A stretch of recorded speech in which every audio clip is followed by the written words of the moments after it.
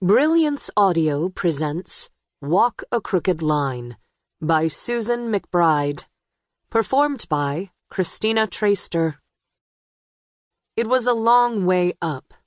She put her hands on the rungs of the rusted ladder and peered through the twilight at the old water tower. The wind whistled across its underbelly, drowning out the hum of late summer cicadas. A loose chain clanked.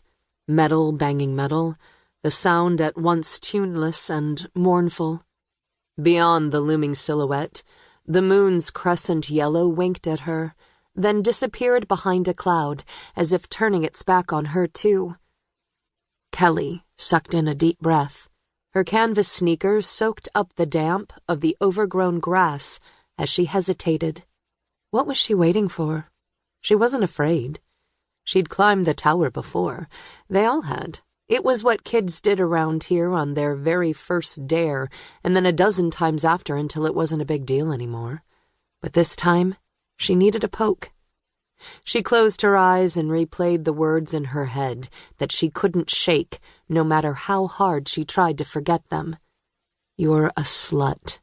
You're worthless. You're a liar. No one wants you. No one loves you. No one will miss you when you're gone. That saying about sticks and stones breaking bones and names never hurting, it was a bunch of crap. Words burned like fire, just as they were meant to. I give up, she whispered to the wind, uncurling her fingers from the ladder to wipe at tears with the back of her hand. You win. It would have been enough to break her heart if her heart hadn't been broken already. Everyone she'd trusted, everyone she'd loved, they'd all left her, hadn't they? Her dad was gone. He'd split a long time ago. He had another family in a different city. A wife and kids he loved so much that he even forgot to call on her birthday. Her mother barely seemed aware that she existed, and even when she did, all she seemed to do was spew lame advice.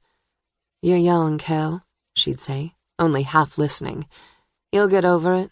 Live and learn.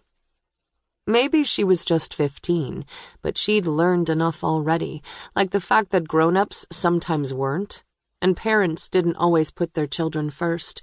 Even people who swore they cared about you cared about themselves more. And if they wanted to, if they needed to make themselves feel better about their own crappy lives, they could take everything that was you, all that was shiny and bright, and snuff it out in an instant, like turning off a light. She stopped brushing tears from her cheeks. Instead, she let them fall. Like everything else, it wasn't worth the fight. She inhaled the muggy air, filling up her lungs, and then she began to climb, not glancing down, not changing her mind. She just kept going up and up and up. By the time she reached the catwalk, the faint purple of twilight had been swallowed by darkness. With a grunt, she stepped onto the gridded path that ringed the tower. A slim guardrail was all that stood between her and the sky. The faded black letters that spelled out Plainfield across the barrel flaked beneath her touch as she trailed her fingers, moving forward. Someone had spray-painted Ty plus Anna in white, and Kelly found herself wondering who Ty and Anna were. Were they still together? Somehow she doubted it. Nothing good ever seemed to last for long. She turned around to the night, gray clouds scudding across a navy background.